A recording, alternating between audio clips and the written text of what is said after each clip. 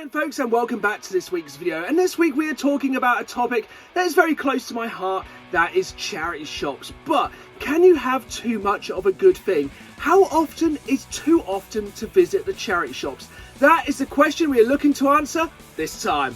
Pick up! Study the Gangster! Run tricks! Not get your hand!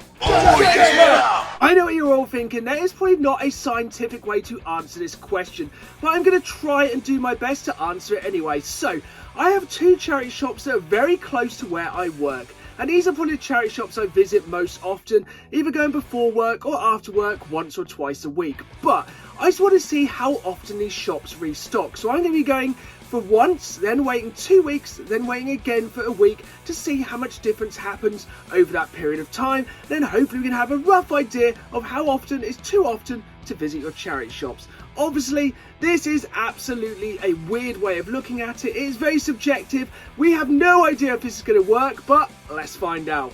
Before we hit up the charity shops, I just want to remind you folks at home just to hit that like button if you're enjoying the content, and to subscribe, as I put new videos out every Saturday live at 5, and I'm also dropping bonus videos throughout the week, and I don't want you folks to miss any of them. Now, let's hit those charity shops. Here we go then, this is charity shop 1 on our very first visit, and straight away I've gone straight to the game section. As I said, I know these charity shops pretty well by now, and straight away I'm finding some decent games such as SmackDown, Shut Your Mouth, as well as SmackDown vs Raw, which are two absolutely classic wrestling games back from the PlayStation 2 era.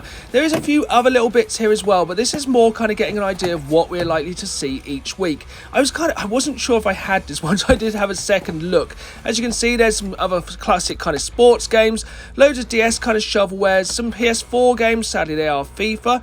But, you know, this week we are mainly getting an idea of what they have in stock, so next time we come back we can see how much changes. Here we are then 2 weeks later, back at the same store, and as you can see, those PC games have super gone down. All the PlayStation 2, all the PS4 games are totally gone, but they have been replaced with some amazing PlayStation 3 games. I genuinely think these must have been put out fairly soon before I came, because you can just tell in some of the classic titles these would not stick around long. So we've got GTA 4 and GTA 5 in here, we've got The Last of Us, we've got some really good PlayStation 3 games to pick up, and these are the games you don't see that often. You know, I think I see Xbox 360 way more than I do PlayStation 3, but let me know down in the comments below, do you see Xbox 360 or PlayStation 3 more often? Like, for me, it's 100% Xbox 360, so yeah, I was definitely going to be picking quite a few of these up. I know they were £2.50 each, but, you know, these are decent games to add into collection, such as Def Jam Icon. That's a pretty good PS3 wrestling game for anyone's money. There was also some good ones here for trade-in quality, because I'm always looking for games to trade in. So that's a pretty good start. 4 games there for £10. Couple to trade in, couple to add to the collection. It's just not as often I see the PlayStation 3 games in the charity shop, and they had some really good titles. So yeah, it just shows it's worth checking your charity shops quite often. You never know when you're going to get lucky. Here we go then, 1 week later, and the final time we're visiting this charity shop for this nice little experiment, and you can see those PlayStation 3 games have gone down a little bit more, but also we've had some added PlayStation 2 games come back. What surprised me is that The Last of Us was still here a week later, but what also surprised me, the game doesn't trade in for that much, and I think this is the problem as well with like GTA 4 and 5. On the PlayStation 3, they don't trade in as well as they do on the Xbox 360. They're about £2 games trade in, and on the Xbox 360 about £5 each. But I did pick up a couple of cheap PS2 games. This one just kind of spoke to me. It's kind of one of those more obscure games, you know, the kind of ones you don't see too often. The weird kind of, they may be bargain basement games, but, you know, I'm just trying to add in cheap PlayStation 2 games where I can now, as I think in the next few years PlayStation 2 games will go up in value. Unlike PC games, which you can see here, a brand new and sealed PC game for £1.50. Well, something that was quite interesting to me was some of these old CD-ROM games. If these had been big box CD-ROM games, I would have picked these up in a heartbeat. Disc only, not so interested, even though they are very nice looking. I've come back to the card to wrap up that last charity shop because it was It's horrible outside. It is absolutely pouring. I don't really fancy getting soaked filming these videos. So, a couple of games there was different this time. I did ask behind the counter and they did have some games hidden in the back, but not only were they sports games, they were also PC sports games. So it doesn't really get much worse than that. They were still like a couple of quid each, and I'm not really interested in PC games, let alone sports PC games. But you don't ask, you don't get. Here we go, and this is the first visit of what I'm going to call Charity Shop 2. And this one is never normally as good, touch wood, but, I'm straight in checking through the DVDs. They had some quite interesting DVDs. I'm actually surprised how much the Avengers DVDs don't trade in for more, but I suppose now all the films are on Disney Plus, that's kind of killed them. But they did have this box of games and Blu-rays down here, but they were mainly kind of your Wii shovelware. This is quite an interesting one, Babysitting Mama. And if you did not know, that is because this actually came with like a cuddly baby you had to put your Wii remote into. That's right, you had to insert your Wii remote into a cuddly baby and look after it. That is weird on so many levels, but sadly it was not complete.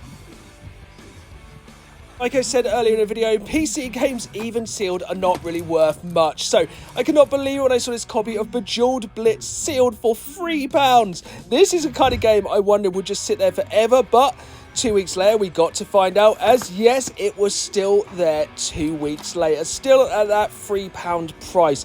So a couple of the Wii games had actually gone by this point. They've been replaced with a Tiger Woods game and a couple more PC games. They might have been absolute classic PC games, those. We had Doom 3 Resurrection of Evil, as well as the original Far Cry, which are absolutely amazing PC games, but I just feel like charity shops are where PC games go to die. I just don't think they get picked up that often, and sadly Babysitting Mama was still without a babysitter.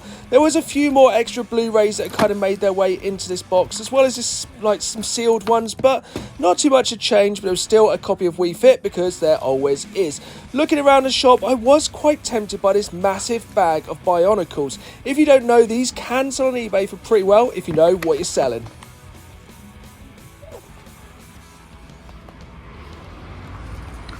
So I guess this is one good example of asking behind the till. So I managed to pick up 2 games that weren't actually on the shelves. The first one is Harry Potter, but it is a GameCube game. Like, how often is it you see those? And the other one is the Family Guy game for the original Xbox.